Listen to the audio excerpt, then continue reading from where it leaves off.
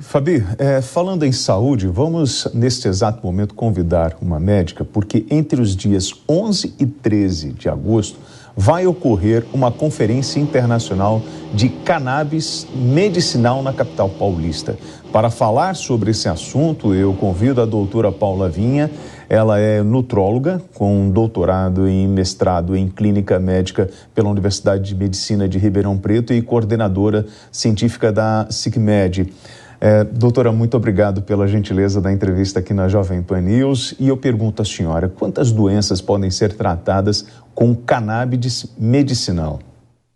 Olá, boa tarde a todos, boa tarde William, boa tarde Fabi, muito obrigada pelo espaço, obrigada Jovem Pan. É um evento muito importante que nós vamos justamente orientar os médicos que ainda não sabem, né, sobre as diversas possibilidades de se tratar com a cannabis medicinal. Ela começou sendo, né, utilizada, na verdade ela é utilizada há milênios, tem registros de mais de 5.000 anos, devido à proibição na década de 1930, mais ou menos, ela ficou esquecida, abandonada durante um tempo e começou a ser usada de novo nos anos 90 para tratamento de epilepsias graves, para crianças que não paravam de convulsionar, para a espasticidade da esclerose múltipla, para pacientes com náuseas e vômitos durante a quimioterapia. E com isso, essa gama de atuação foi aumentando porque descobriram que todos os seres humanos têm um sistema regulado pelos canabinoides, né? E nós produzimos canabinoides no nosso corpo. Então, se a gente for pensar que todos nós temos esse sistema, a cannabis pode ser aplicada em diversas situações. Então, hoje em dia, a gente sabe que ela atua muito em casos de sono, ansiedade, insônia, né? Ansiedade, pacientes com fibromialgia, com dor crônica, pacientes com doenças que não melhoram com absolutamente nenhum outro remédio alopático. Então, nós temos muitas aplicabilidades e é isso que a gente quer abordar na conferência. Doutor, agora o que me chama a atenção é o número de empresas hoje que preparam esse tipo de produto, né? Isso, e aí, o que nós temos de preconceito em função da proibição do uso do cannabis de forma recreativa, essa seria a expressão correta, e em relação ao uso medicinal? Durante muito tempo, como a cannabis ficou proibida, né, os pacientes, as pessoas que queriam fazer o uso adulto, né, o uso recreativo, se organizaram e continuaram usando nesse período e cada vez foram fazendo cepas mais fortes, né, com maior quantidade de um fitocannabinoide que chama THC, que também é muito importante para a saúde, mas no caso do uso recreativo, ele tem uma outra função. A cannabis, que a gente diz como medicinal, ela é a cannabis utilizada com acompanhamento médico, na dose certa, para os pacientes que precisam, e realmente, William, a gente tem hoje muitas empresas. Uma das dificuldades dos médicos em prescrever a cannabis é a quantidade de produtos que tem. Então, a gente tem hoje no Brasil muitas empresas que importam a cannabis, porque o óleo de cannabis, né, na verdade, porque a gente ainda não tem autorização de produzir no Brasil, exceto por 3 ou 4 ONGs, né, que conseguiram habeas corpus para plantio e extração.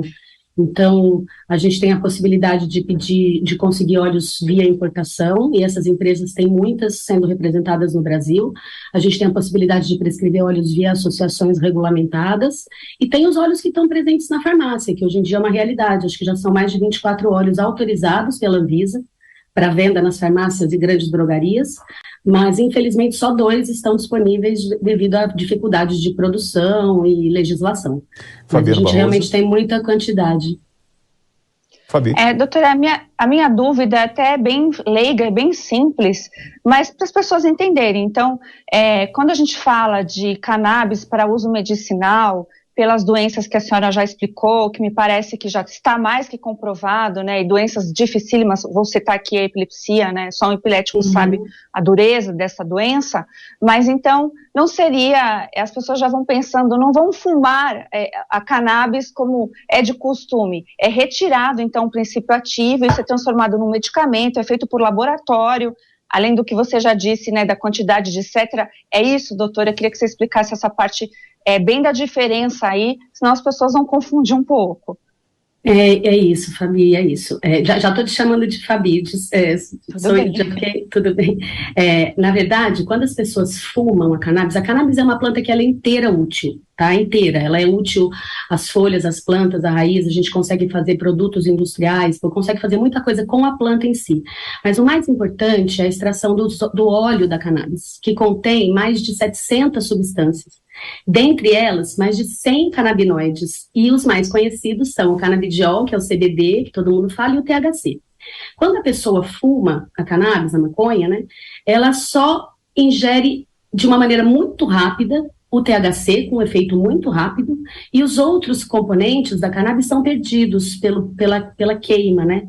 Então, até mesmo um paciente que eventualmente precise vaporizar a erva, ou ele tem que vaporizar com erva seca, ou ele tem que vaporizar de acordo com um vaporizador hospitalar, que é usado em Israel, e que é próprio para pacientes doentes, mas na maioria das vezes a gente prescreve mesmo em óleo, gotinhas, ou solução oleosa, ou mesmo a gente tem hoje em dia spray nasal para controle das crises convulsivas imediatamente.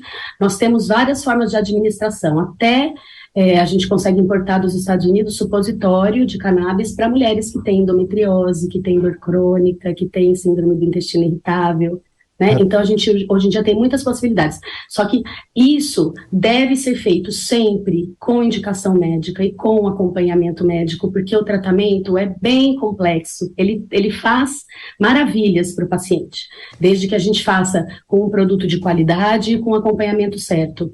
Então, vamos lá, doutora. O tema é polêmico, né? Eu vou citar algumas doenças e a senhora me ajude, por favor, se eu cometer algum erro aqui. Epilepsia, esquizofrenia, doença de Parkinson, doença de Alzheimer, isquemias, diabetes, náuseas, câncer, analgésico e imunossupressor, distúrbios de ansiedade, do sono, do movimento.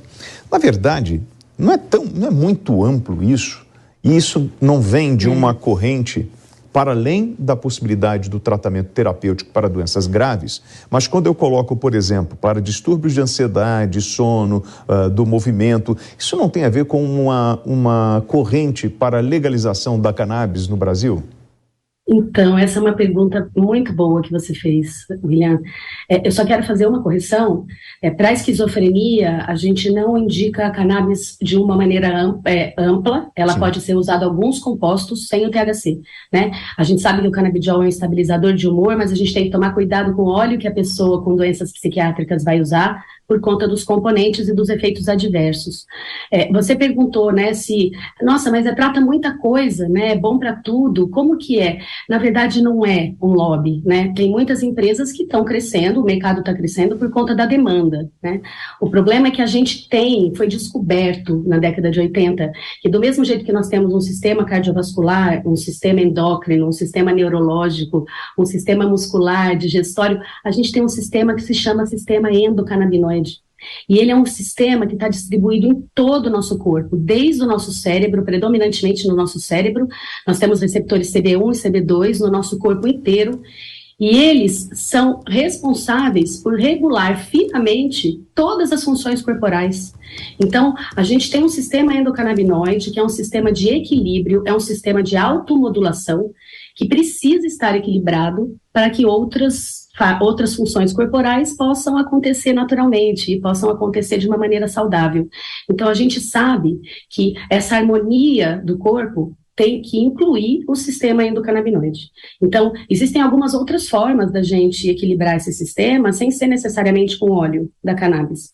Se a gente tiver uma vida muito saudável, uma alimentação boa, se a gente fizer meditação, atividade física, usar ômega 3 e alguns outros alimentos que estimulam, óleo de copaíba, né, que é nacional e tem bastante canabinoides, a gente tem um equilíbrio do sistema endocannabinoide. O problema é que a gente vive em um mundo onde todo mundo sofre agressões diariamente, quer seja do meio ambiente, quer seja da radiação, quer seja da alimentação, quer seja do estresse, e nem todo mundo consegue ter esse equilíbrio, fora as mutações e o que a gente chama de epigenética, né, que é o meio causando mutações que propiciam doenças, como doenças autoimunes, neoplasias, epilepsias de início tardio. Então, nós temos que pensar sempre nesse equilíbrio do sistema endocannabinoide. Infelizmente, William, a gente ainda não tem isso estabelecido nas faculdades de medicina como uma matéria que os alunos, não só de medicina, mas os profissionais da saúde, tenham que aprender. Isso é muito novo, foi descoberto mais ou menos em 1998, né? Então, para a medicina isso é muito pouco.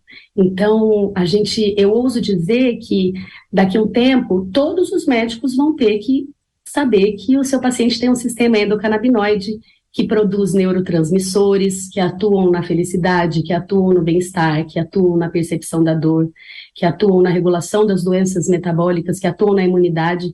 Então, a gente tem trabalhos até da melhora dos pacientes com Covid, né, com a cannabis medicinal. Então, por conta da restrição da legislação, as pesquisas não podiam ser feitas de uma maneira adequada, e mesmo assim, o mundo inteiro está pesquisando, e as evidências são incontestáveis, né, não só no Brasil, como no mundo. Fabi? Doutora, acho que a grande dificuldade, pelo menos pegando a realidade do Brasil ou das grandes cidades como São Paulo, etc., é que nós temos um problema também de saúde como a Cracolândia. E aí também temos a cultura, né, sabido de que a maconha seria a porta de entrada para algo tão grave, tão severo, que também depois vai cair lá no colo do pessoal da saúde pública. Essas pessoas têm que ser tratadas, ou pelo menos assim deveria ser também, essa legislação deveria ser modificada. Então, doutora, eu vejo que precisa realmente ter muita informação, e quanto mais específico for, né, quanto mais conseguir trazer trabalhos de estudo para doenças específicas, seria melhor. São essas dificuldades que vocês estão tendo no Brasil, além da legislação, essa questão da cultura também da maconha e o mal que ela faz, e aí se contrapor com bem medicinal, né, vamos lembrar que é assistido por um médico, essa também seria uma grande dificuldade? Na verdade, o que a gente tem é uma desinformação muito grande, né? A cannabis, a gente chama cannabis porque a maconha é um nome pejorativo, né, usado para ela. Quando a gente fala maconha, o pessoal já pensa numa coisa ruim, mas a planta, ela é inteira boa, ela faz bem como medicinal, ela é um remédio em potencial, ela é uma arma terapêutica em potencial. Várias convenções mundiais e vários especialistas em drogas já confirmaram que ela não causa a porta de entrada de outras drogas, e muito pelo contrário, se a gente fizer uso do canabidiol, essas pessoas que estão buscando essas drogas, que estão em desequilíbrio, que são farmacodependentes e que procuram não só o crack, como a cocaína, como a heroína, como os benzodiazepínicos e os opioides, os remédios para dor, elas têm um desequilíbrio do seu sistema endocannabinoide, elas estão com alteração da percepção da dor, com alteração da percepção sensorial, com alteração da sua autopercepção, elas sentem um desconforto orgânico, que podem ser aliviados através de uma substância, e aí elas vão atrás de substâncias que fazem isso. Então, a gente tem muitos trabalhos hoje em dia em que há o canabidiol e os fitocannabinoides, né, usados com cautela e com supervisão médica, a gente consegue, inclusive, que as pessoas deixem o vício das drogas. Então, eu, inclusive, tenho pacientes que faziam uso do uso recreativo, e com a cannabis medicinal, elas pararam de ter essa necessidade. É como se você suprisse necessidades corporais fisiológicas com óleo, de pacientes que não conseguem isso de outra forma. Doutora, eles não conseguem... Oi, desculpa. Não, perdão. Quando a senhora está falando do monitoramento, né, desse paciente, eu lembro que eu conversei com uma especialista já faz algum tempo, e ela falava, por exemplo, do uso do cannabis de forma medicinal, mas nós temos que estar atentos ao que eles chamam, e se eu estiver errado, por favor, me corrija, que já faz tanto tempo que eu conversei, sobre janela psicótica, a vulnerabilidade psicótica que pode acometer este paciente que está sob o tratamento. Isso é fato? A gente tem essa vulnerabilidade para surtos psicóticos em pacientes adolescentes que iniciam o uso da cannabis na idade jovem, principalmente, e o uso fumado. Por quê, William? Porque quando você fuma, você não tem controle de dose, e como eu falei, a ação é muito rápida, ela demora coisa de 3 segundos para fazer efeito. E você faz com que só o THC faça efeito. A cannabis, ela é uma planta tão inteligente que todos os componentes dela agem em conjunto em um efeito que se chama efeito comitiva. Então, é mais ou menos assim, se você usar a cannabis inteira, com todos os componentes, como se fosse um azeite extra virgem de oliva da planta, você precisa de uma dose muito menor e você tem uma resposta muito maior, mesmo de um óleo que não tenha quase THC, ou que seja 0,3% de THC, que é a padronização de um óleo de cannabis full spectrum, que a gente chama, que vem do cânhamo, né? Que é uma cannabis, vamos dizer assim, inocente. Então, a gente nem precisa usar, o THC, ele não é um vilão, ele não pode ser usado da maneira incorreta e na idade adolescente e a cannabis fumada.